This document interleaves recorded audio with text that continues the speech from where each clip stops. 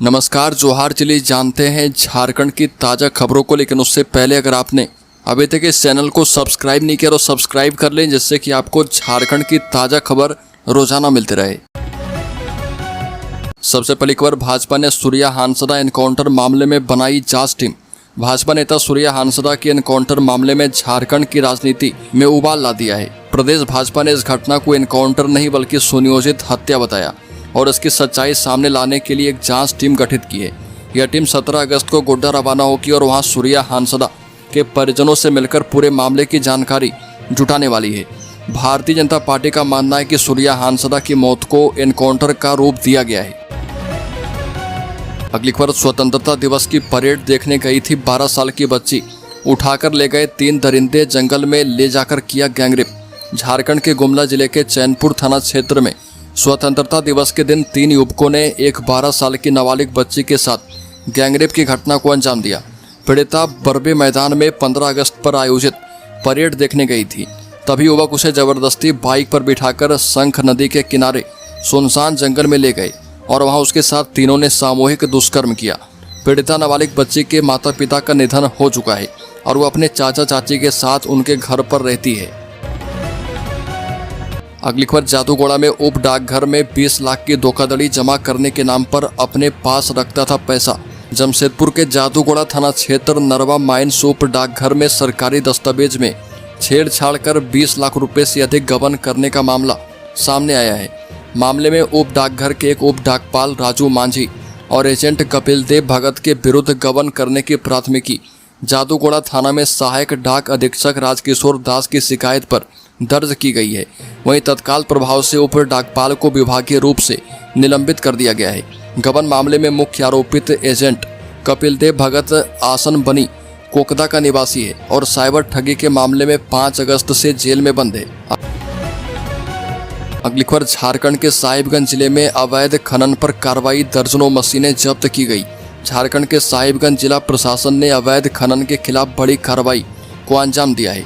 प्रशासन ने मंडरो अंचल के मिर्जा चौकी थाना क्षेत्र अंतर्गत बुताहा मौजा में छापेमारी की। इस दौरान अवैध खदान से खनन में प्रयुक्त दर्जनों मशीनों को जब्त किया गया। टास्क फोर्स की टीम की इस कार्रवाई के बाद खनन माफियाओं के बीच हड़कंप मच गया है। साहिबगंज सदर एसडीओ अमर जॉन आइद ने इस अभियान का नेतृत्व किया। अगली खबर, झारखंड में दर्दनाक हादसा, सेप्टिक टैंक में दम घुटने से 3 सगे भाइयों समेत 4 की मौत।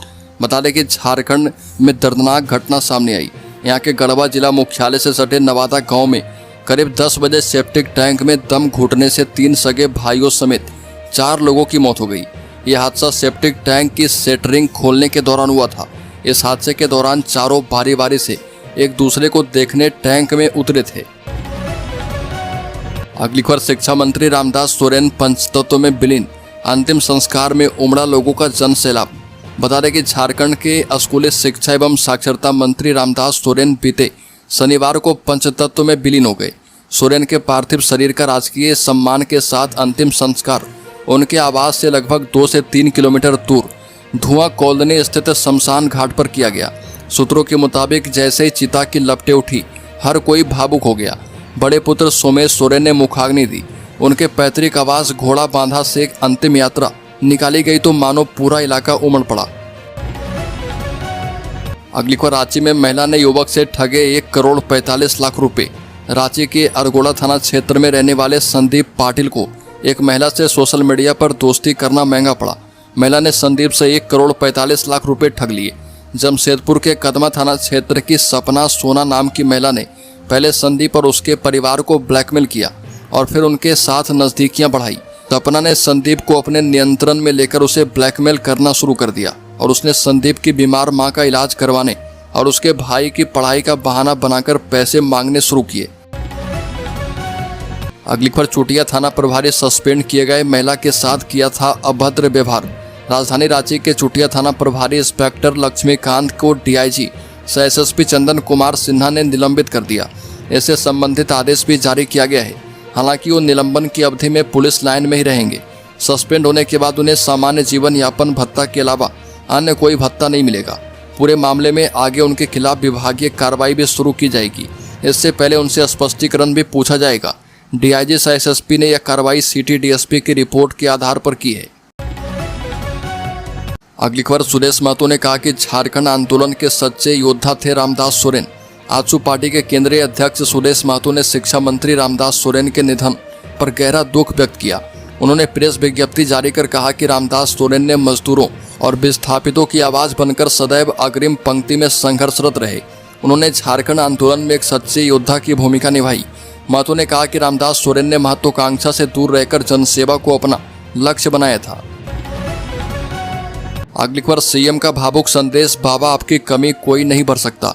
मुख्यमंत्री हेमंत सोरेन ने श्राद्ध कर्म के समापन पर दिसोम गुरु शिबू सोरेन को श्रद्धांजलि अर्पित करते हुए भावुक संदेश दिया। उन्होंने कहा कि बाबा आपकी कमी कोई नहीं भर सकता। अब आपके मार्ग पर चलना ही हमारा कर्तव्य है और अब आपका सपना हमारा संकल्प है। महिलाओं ने शिबू सोरेन की सादगी और संघर्षशीलता को याद करते हुए कहा कि दिसोम गुरु की सादगी और संघर्षशीलता ने उन्हें जन जन का नेता बनाया। अगली खबर, झारखंड में वंदे भारत ट्रेन पर पत्थरबाजी, आरपीएफ ने नाबालिग को पकड़ा।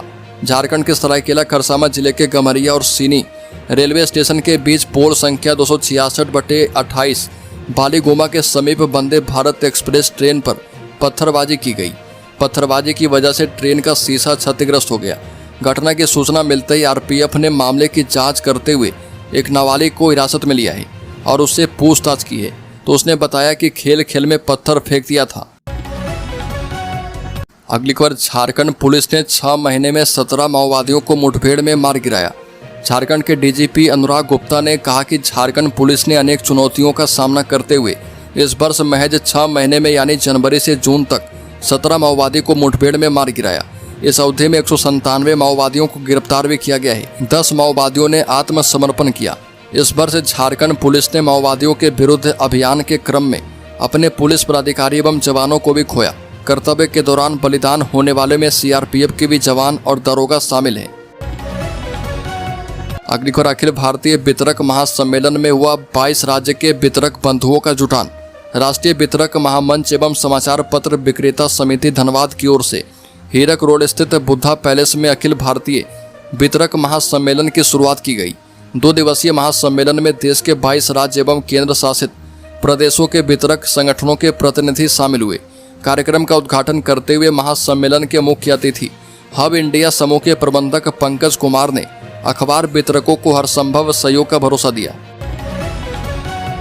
अगली खबर, ट्रेडमार्क उल्लंघन मामले में झारखंड हाईकोर्ट का बड़ा फैसला, 3 लाख से 1 करोड़ के विवाद में सिविल जज को सुनवाई का अधिकार। झारखंड हाईकोर्ट के चीफ जस्टिस तरलोक सिंह चौहान और जस्टिस एसएन प्रसाद की कोर्ट ने ट्रेडमार्क विवाद मामले में सुनवाई करते हुए कहा कि राज्य में जहां किसी कॉमर्शियल विवाद का मूल्य 3 लाख रुपए से 1 करोड़ रुपए तक है, वहां के सिविल जज को ही ट्रेडमार्क उल्लंघन के मामले की सुनवाई करने का अधिकार है। कोर्ट ने जमशेदपुर की निचली कोर्ट के आदेश को निरस्त करते हुए फिर से मामले की सुनवाई करने का निर्देश दिया है। हाईकोर्ट की खंडपीठ ने उक्त आदेश Khemka food products private limited की ओर से दाखिल अपील स्वीकार करते हुए 29 जुलाई 2024 के आदेश निरस्त कर दिए। अगली खबर, पूर्व विधायक अंबा प्रसाद के भाई अंकित राज के खिलाफ ईडी की बड़ी कार्रवाई, 3 करोड़ की संपत्ति अटैच की गई। ईडी की कार्रवाई लगातार तेज होती जा रही है। ताजा मामले में ईडी ने कांग्रेस की पूर्व विधायक अंबा प्रसाद के छोटे भाई अंकित राज की करोड़ों की अवैध संपत्ति अटैच कर दी है। बता दें कि ईडी सूत्रों के मुताबिक अंकित राज पर आरोप है कि उन्होंने अवैध बालू खनन से हुई कमाई को जमीन और अन्य अचल संपत्तियों में निवेश किया है। अगली खबर, झारखंड की बेटियों ने चमकाया नाम। भारतीय अंडर 17 महिला फुटबॉल टीम में 7 खिलाड़ियों का चयन किया गया। भारतीय अंडर 17 महिला फुटबॉल टीम में झारखंड की 7 प्रतिभाशाली बेटियों का चयन किया गया है। यह टीम 20 से 31 अगस्त तक भूटान में आयोजित होने वाली विश्व फुटबॉल चैंपियनशिप में भारत का प्रतिनिधित्व करेगी। और बता दें कि चयनित खिलाड़ियों में गुमला जिले से सूरज मुनि, एलिजाबेथ लाकड़ा, अनीता बिनीता और शिवानी शामिल है। अगली खबर, पद्मश्री चामी मुर्मू बनी 500 गांव में 30 लाख पेड़ लगाने वाली लेडी टार्जन। बता दें कि चामी मुर्मू एक ऐसी आदिवासी महिला है जिसने गरीबी, संघर्ष और सामाजिक विरोध के बीच भी हार नहीं मानी और अपने दम पर लाखों पेड़ लगाकर धरती को फिर से हरा भरा कर दिया। चामी मुर्मू ने अपने प्रयास से साबित किया कि परिवर्तन केवल बड़े शहरों से नहीं बल्कि छोटे छोटे गांव से भी शुरू हो सकता है। चामी मुर्मू ने 500 गांव में 30 लाख पेड़ लगा दिए हैं और इसके लिए उन्हें पद्मश्री भी दिया गया है। अगली खबर, गुमला में मवेशी तस्करी का भंडाफोड़ कार्रवाई में 2 मवेशी तस्कर गिरफ्तार किए गए। गुमला जिले में मवेशी तस्करी का एक और मामला सामने आया। डुमरी थाना क्षेत्र के खेतली पंचायत अंतर्गत रातासिली गांव में ग्रामीणों और पुलिस के संयुक्त कार्रवाई में मवेशी तस्करों के मंसूबों पर पानी फिर गया।